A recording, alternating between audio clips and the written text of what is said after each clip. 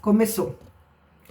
Então, a gente vai começar lendo o texto e eu peço que vocês estejam assim, com a mente aberta, para a gente explorar além daquilo que a letra e o papel trazem para as nossas vidas, além do conhecimento teórico que a gente tem da história. Deus tem algo mais profundo para mostrar para a gente nessa noite. Então nós vamos ler o texto de Marcos, no capítulo 5, que fala o seguinte: passando Jesus, a partir do versículo 21, é a história da mulher do fluxo de sangue, né? Então esse livro fala do Deus de poder, que são várias histórias do poder sobrenatural de Deus, agindo, mostrando a grandeza do nosso Deus, né? Então, a partir do versículo 21, fala o seguinte: passando Jesus outra vez num barco para o outro lado, juntou-se a ele uma grande multidão e ele estava junto do mar. Eis que chegou um dos principais da sinagoga, por nome Jairo, e vendo, prostrou-se aos seus pés e rogava-lhe muito, dizendo: minha filha está à morte. Rogo-te que venhas e lhe impõe as mãos para que sare e viva. Em outras versões, diz que a filha dele já estava morta, né? E ele foi com ele e seguia uma grande multidão que o apertava. E certa mulher que havia 12 anos tinha um fluxo de sangue e que havia padecido muito com outros médicos e desprendido tudo o que tinha, nada lhe aproveitando isso, antes indo a pior, ouvindo falar de Jesus, veio por detrás entre a multidão e tocou na sua veste. Tanto no livro de Mateus como em Lucas, fala: e eis que uma mulher que havia 12 anos padecida de um fluxo de sangue, chegando por detrás dele, tocou a orla das suas vestes. Aí voltando lá para Marcos 28, porque ela dizia: se tão somente tocar nas suas vestes, sararei. E logo se lhe secou a fonte do seu sangue, e sentiu no seu corpo estar já curada daquele mal. E logo Jesus, conhecendo que o poder de si mesmo saíra, voltou-se para a multidão e disse: quem tocou nas minhas vestes? E disseram-lhe os seus discípulos: vês a multidão te aperta e dizes: quem me tocou? E ele, olhando ao redor para ver a que isso se fizera, a que fizera isso, então a mulher, que sabia o que tinha acontecido, temendo e tremendo, aproximou-se, prostrando-se diante dele, disse-lhe toda a verdade. E ele lhe disse: filha, a tua fé te salvou. Vai em paz e ser curada deste teu mal. Nós lemos essa história de uma mulher, então, que se aproxima de Jesus e ela toca nas suas vestes, né? E ela é curada no mesmo instante. Aparentemente não tem nada demais nessa história. Uma pessoa de fé que foi e teve um ato de fé. Mas essa história relata para nós uma grande questão religiosa. Jesus é um homem judeu. Jesus foi criado, nasceu judeu, foi criado debaixo da doutrina judaica. Os seus discípulos eram judeus e eles estavam indo atrás de um homem que estava levando-os até sua filha, que era chefe da sinagoga. Então, era um ambiente judaico ali, né? Eles estavam indo atrás de Jairo, cuja filha estava enferma. E, juntamente com essas pessoas, Jesus, judeu, seus discípulos, Jairo, chega uma mulher com fluxo hemorrágico.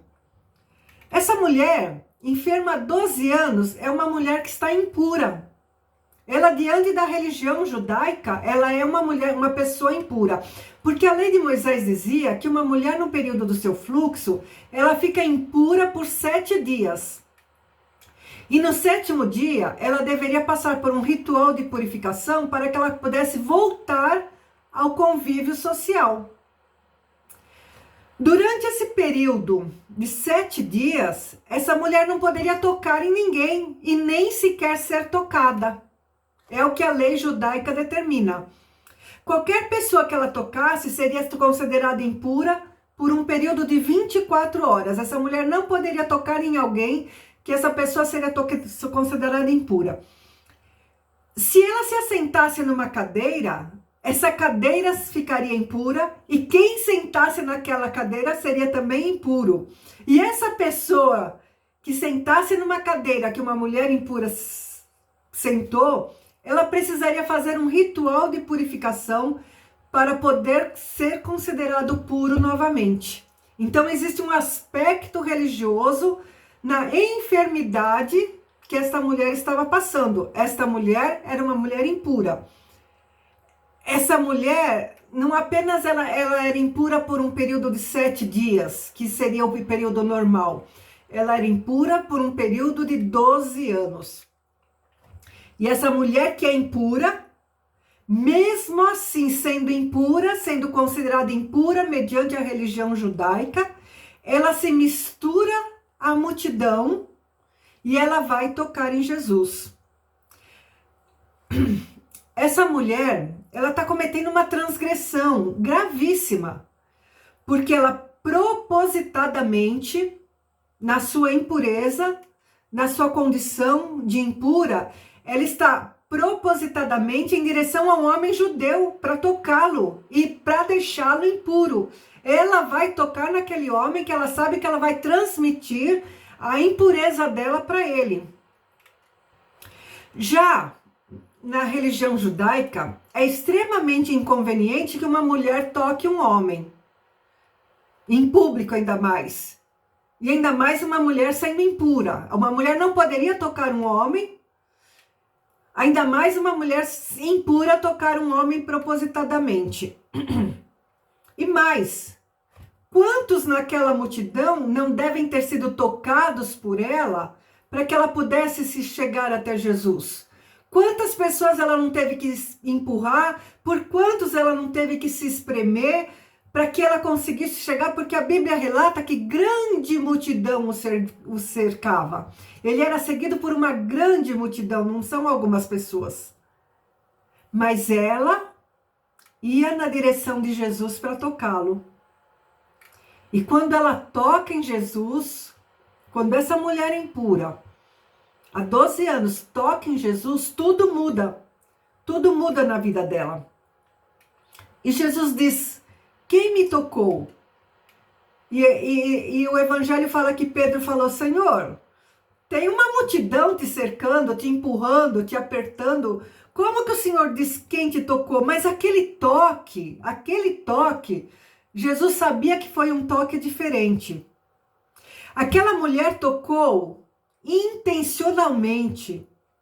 Aquela mulher tocou Jesus conscientemente e ela tocou Jesus sabendo que ela o estava tocando. Ela foi propositadamente tocar Jesus conscientemente, intencionalmente ela foi tocá-lo. E esse consciente, esse intencional, esse toque lúdico, que é um toque de quem sabe o que faz, Jesus chama de um toque de fé. Essa mulher tocou Jesus com fé.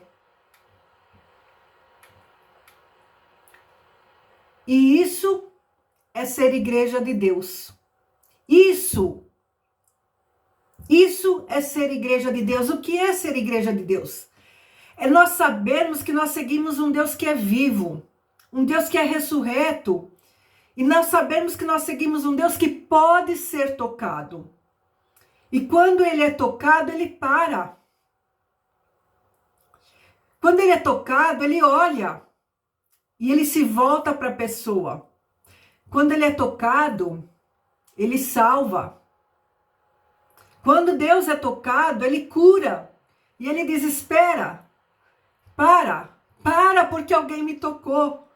Quando ele é tocado, ele percebe que ele é tocado. Olha como é forte isso, olha a profundidade disso daí. Quando ele é tocado, ele percebe que ele é tocado. Essa mulher não tocou Jesus por acaso. Quando ela tocou, ela sabia algumas coisas. Lá em Levítico, capítulo 15, a lei de Moisés dizia que jamais uma pessoa impura poderia tocar um homem. E ela sabia que ela estava cometendo uma transgressão. Mas eu acho que ela sabia de uma coisa também. Provavelmente essa mulher também conhecia Números capítulo 15, que dá orientação para Moisés, dizendo que o povo judeu deveria colocar na orla das suas vestes as pontas, as pontas das orlas das vestes do povo judeu lembrariam aqueles, eu esqueci o nome agora, tem um nome específico daqueles filetos que são colocados na ponta das vestes judeus, que lembrariam da importância da fidelidade de Deus para com Israel e da importância de Deus e da fidelidade de Israel para com Deus. Aqueles pedacinhos de fitas que são colocados, me fugiu o nome agora, na orla da veste, demonstra a fidelidade de Deus para com Israel e de Israel para com seu Deus. E com certeza, essa mulher que eu também conhecia, o livro de Malaquias 4:2, que diz assim, que o sol da justiça vai se levantar, e esse sol da justiça trará cura sobre suas vestes. Olha que coisa tremenda lá em Malaquias capítulo 4, diz que o sol da justiça se levantará e trará cura sobre as suas vestes. Essa mulher, assim como aquele chefe da sinagoga, Jairo, quando eles olham para Jesus, eles falam, aí está o sol da justiça que o profeta Malaquias falou. Ele traz a cura sobre as suas vestes. O que essa mulher está fazendo é tocar no único ser humano que ela poderia tocar. Porque ela não poderia tocar em nada nem em ninguém. Tudo que ela tocasse, ela ia deixar impuro. Mas ela falou, se eu tocar nas vestes dele, eu serei curada. A lei estava dizendo para essa mulher que ela era impura, que ela não podia fazer aquilo. Não toque em ninguém nem em nada. Mas a fé dessa mulher, gente, a fé não é acreditar que Jesus pode fazer o que ele faz. A fé não é acreditar que Jesus fez tudo aquilo que ele fez. A Bíblia nos fala de tantos milagres e todos nós temos fé e todos nós sabemos que se aquilo não fosse verdade, não estaria na palavra de Deus.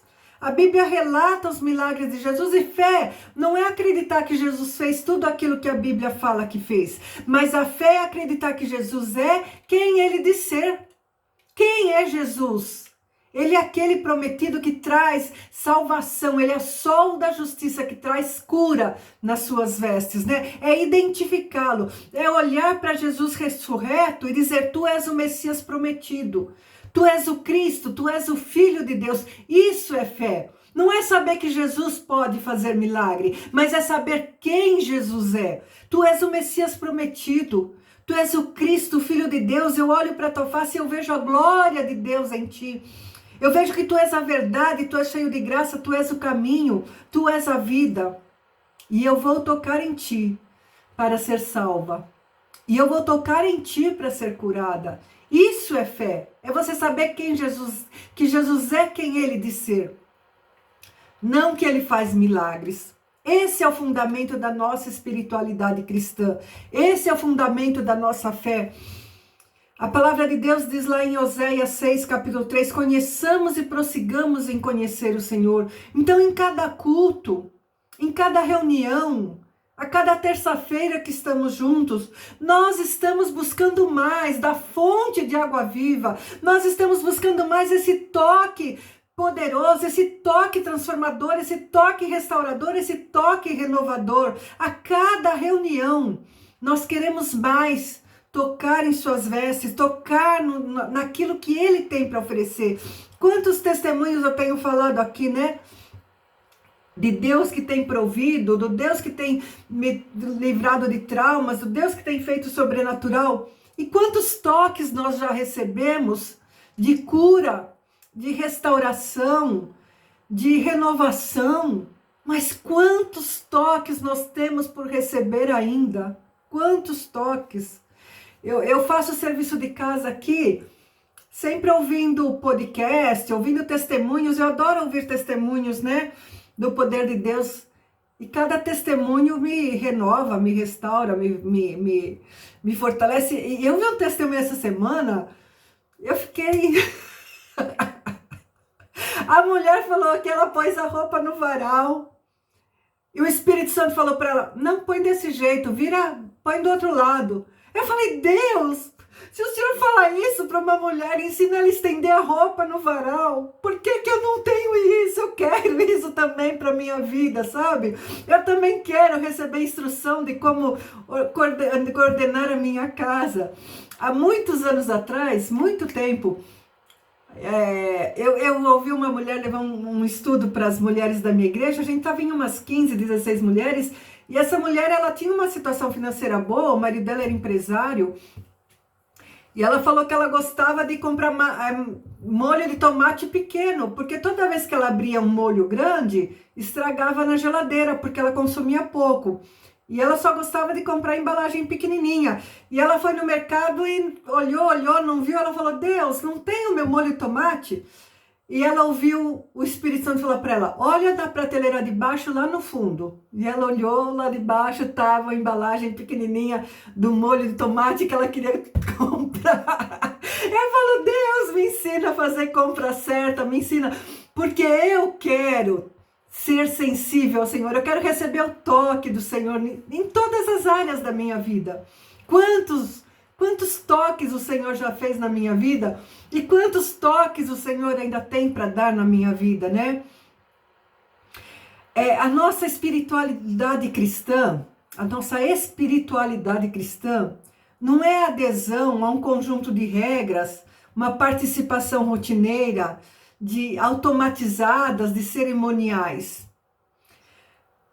A nossa espiritualidade cristã é uma experiência com Cristo vivo e ressurreto. São experiências com Deus. A nossa espiritualidade cristã não é uma adesão a uma igreja, não é uma adesão a uma rotina de rituais e de cerimônias. A nossa espiritualidade cristã, ela tem que ser uma experiência com Jesus Cristo, vivo e ressurreto a cada dia, a cada encontro. Por isso que eu chego lá na igreja, eu sento lá na frente, não é por status, é porque eu quero me concentrar lá. Eu não quero ver se tem criança andando, bagunçando, quem entra, quem vai no banheiro na hora da palavra, quem levanta na hora do culto, quem fica olhando o celular, sabe? Porque são momentos únicos na minha vida em que eu falo, eu quero estar tocando nas vestes do Senhor. Eu quero estar tocando o Senhor. Então, a cada culto, como eu amo estar na igreja, como eu amo adorar a Deus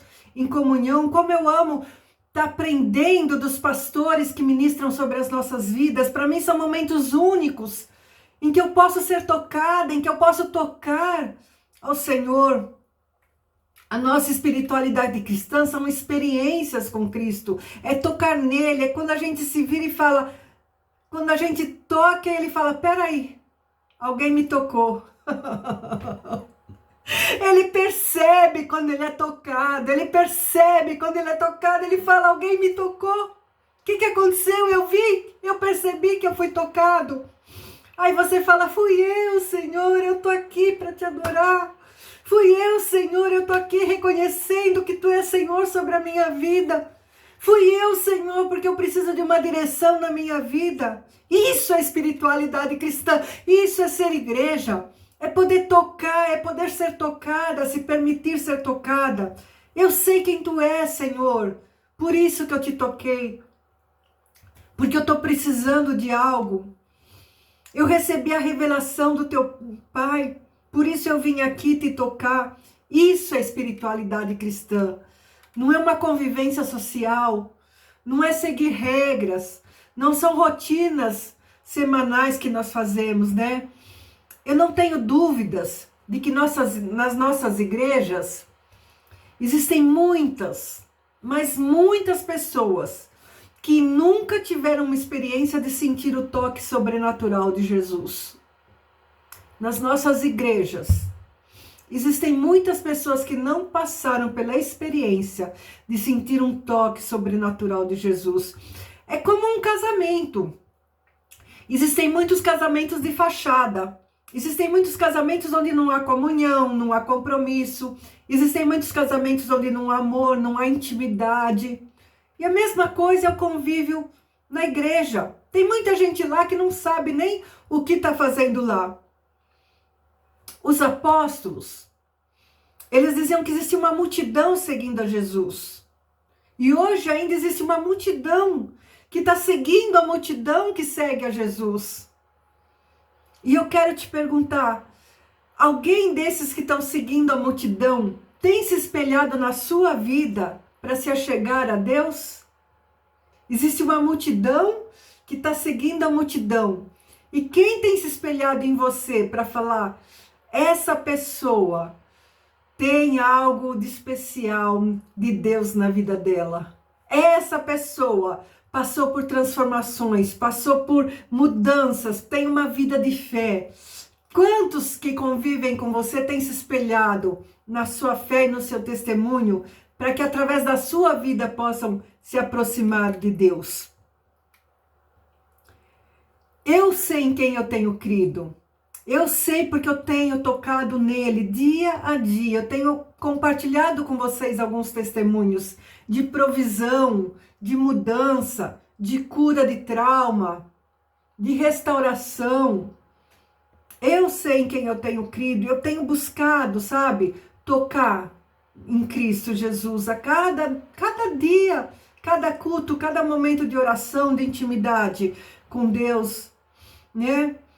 Até uma mal amada, até uma complexada, até uma carente, até uma frustrada, ela foi deixando espaço, deixando de existir para dar espaço para alguém que anseia por tocar em Deus, que tem tido sua vida transformada, que tem tido sua vida mudada, que hoje pode falar, Deus me ama porque eu tenho sido tocada por Ele, porque eu tenho sido mudada por Ele.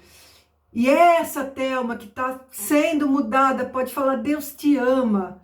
E Ele quer tocar na sua vida. E Ele quer que você tenha experiências com o sobrenatural. E Ele quer te dar experiências fortes de cura, de renovo, de restauração, de comunhão, de afinidade com o Espírito Santo de Deus. Ele quer que a gente busque.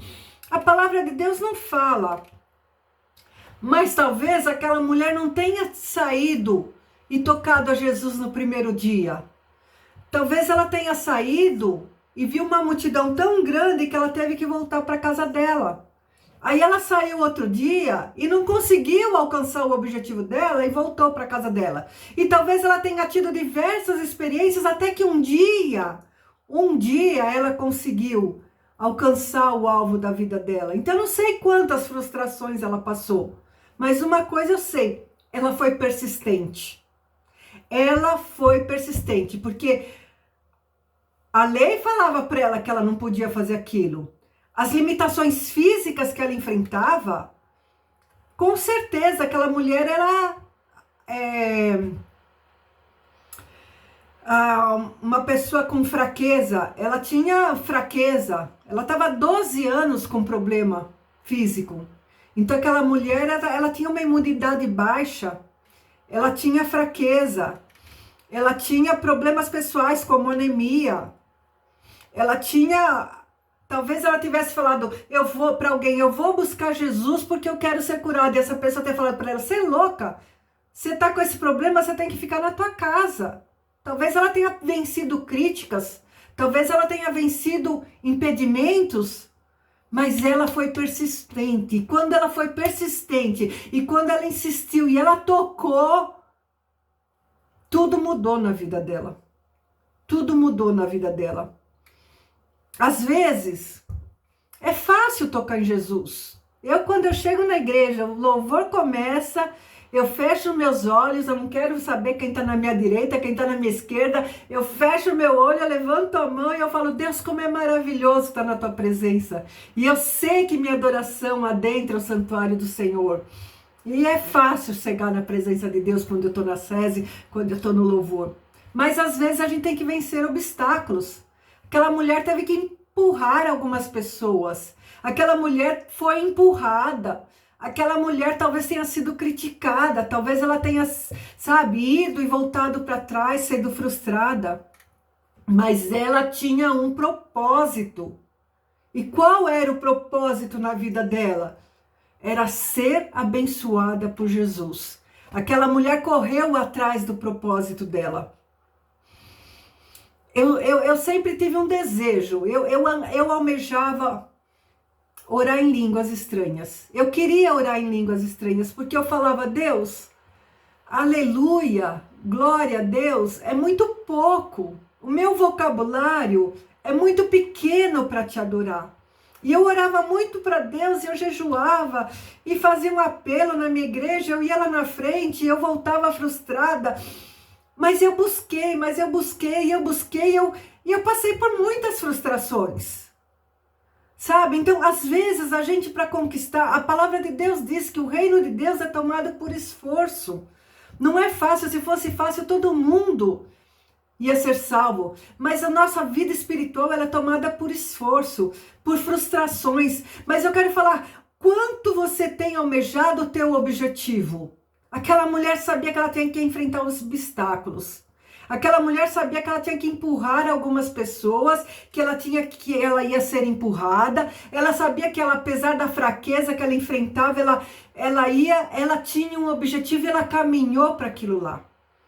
E quantas vezes, queridas, nós desistimos dos nossos objetivos espirituais por causa dos impedimentos? Quantos impedimentos não têm se levantado para que os nossos objetivos e propósitos que são de Deus nas nossas vidas sejam colocados de lado?